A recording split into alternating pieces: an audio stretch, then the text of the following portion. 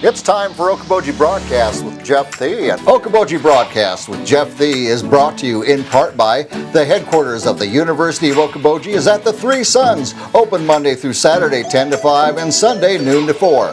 Last Touch Painting and Cleaning, providing interior, exterior, and house painting and professional cleaning services in Spirit Lake. Okoboji Mattress Company, 1 mile west of the junction of Highway 9 and 71 in Spirit Lake. Bank Midwest, dream big, plan wisely, live well. And Ducky's Marine and Motorsports Repair in Spirit Lake. Lakes Regional Healthcare and Avera Partner. Brand's Law Office in Spirit Lake. Ruthven Locker, where carnivores are welcome on Hill Avenue in Spirit Lake. Beck Engineering in Spirit Lake. And Be Radiant Laser Skin Studio, newly located in the Okoboji Plaza in Okoboji. Welcome to Okoboji Broadcast, everybody. What a great start to a beautiful weekend here in the Iowa Great Lakes. And with me today, I have Jason Harrington. He's the president, CEO of Lakes Regional Healthcare. And Jason, welcome. First of all, is this a gorgeous day or what? Oh my gosh, yeah. These are the days that we live for up here. You know, it's kind of a day where it's sunny and warm and the wind isn't blowing 90 miles an hour. It sounds like maybe the weekend won't be the same, but you know, you gotta love those days when you can find them. And you know, unfortunately, you and I are sitting in our offices working and not enjoying it. But nonetheless, you know, yes, gorgeous day in the lakes. Yes, it is indeed. Well, by golly, big announcement from Lakes Regional with the nearing completion of the new medical building. In the next few months, it's leading to a bigger strategy of primary care in the Iowa Great Lakes. And what is that, Jason? Yeah, we're very excited about that. You know, obviously, anybody who's from around here, I think that project is going on now about 18 months. Yeah. So the broader intent, other than, you know, having a new modern medical office building, was really to bring the two existing the family medicine clinics in Spirit Lake together under one roof and under one name. And yeah. It creates a lot of benefits from a recruitment and a retention standpoint. So as you know, recruiting physicians to rural is very difficult under sort of the best set of circumstances. And part of the reason for that is, you know, physicians that come to rural because there's a smaller number of physicians to share responsibilities with typically take a lot more call. They have responsibilities both in the clinic and in the hospital and the nursing home. And, right. And so to be able to recruit a kind of a core number to share call is a significant benefit in terms of recruiting physicians. And historically, the two clinics being separate, they've not shared call. We've duplicated the business offices. We've duplicated registration. We've duplicated labs and imaging. And so we've had a lot of inefficiency from a financial standpoint in having two separate clinics.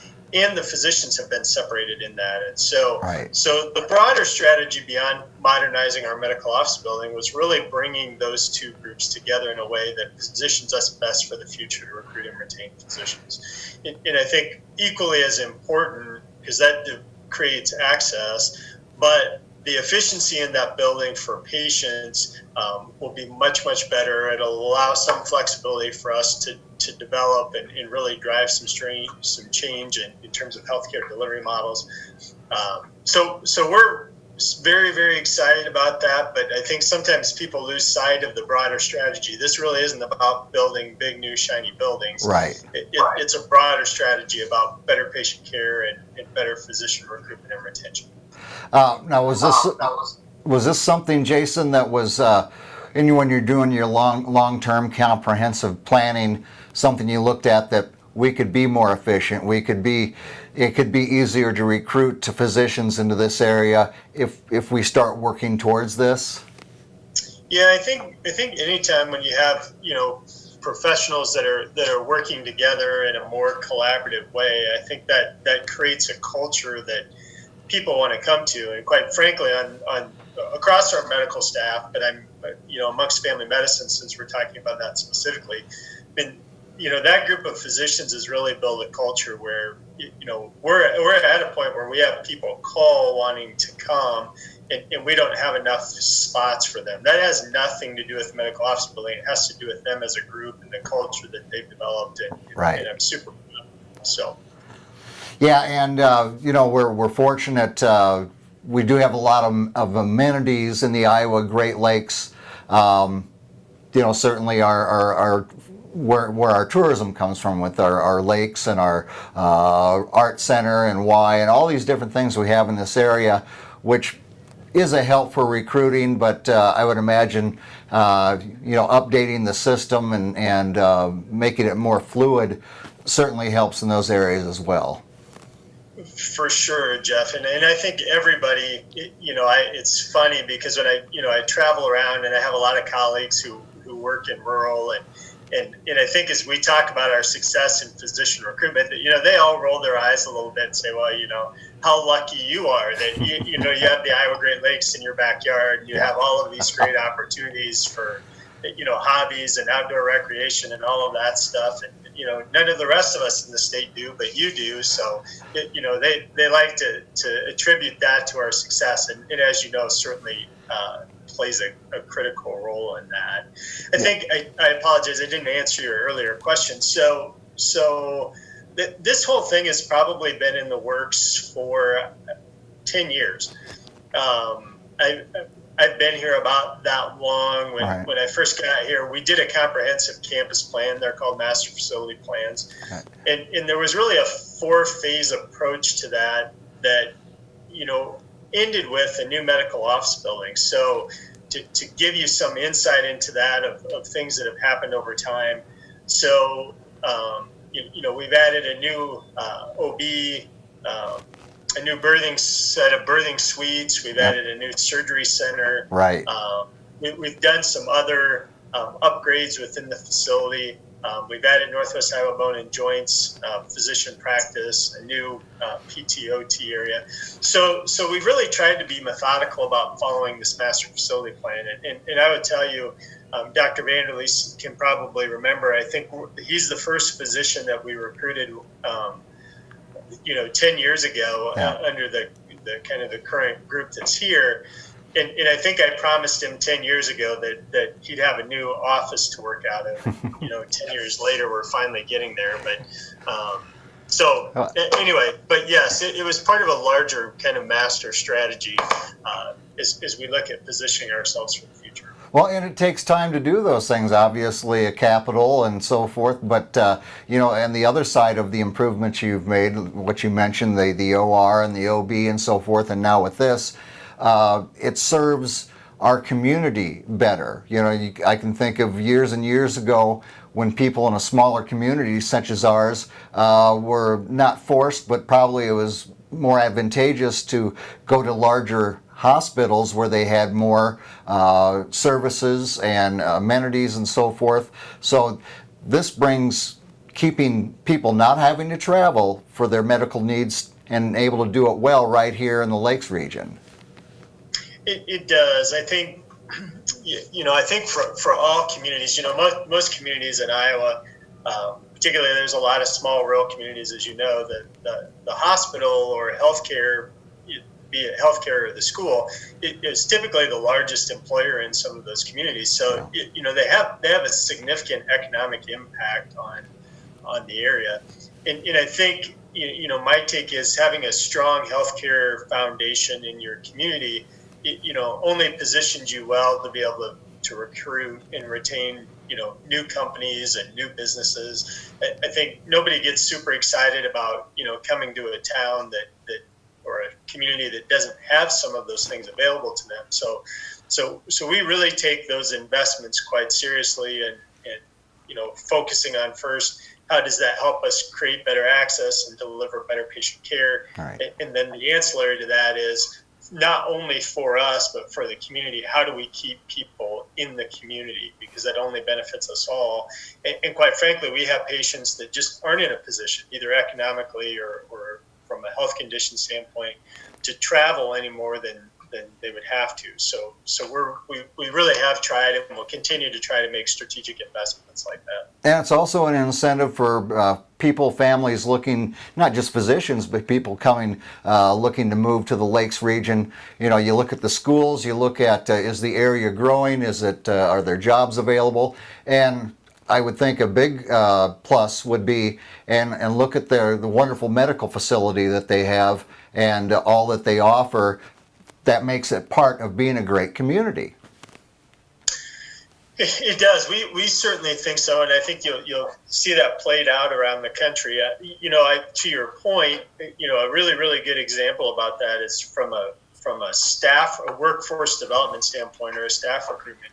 There are only about half of the hospitals in the state of Iowa. There are 120 hospitals. Only about 60 of them, 70 of them maybe, continue to deliver babies. And there's a lot of reasons for that, not the least of which is an ability to recruit physicians who are willing to do it. Right. So if you think about that, you're in a community, you're a young family looking to come work for, Polaris or Rosenboom or whomever, and you come to the community and find out that, well, if you decide to have a family, you're going to have that delivery somewhere else. Yeah. And I think, it gives you pause, I think, as you think about where am I going to relocate and otherwise, if that's the reality.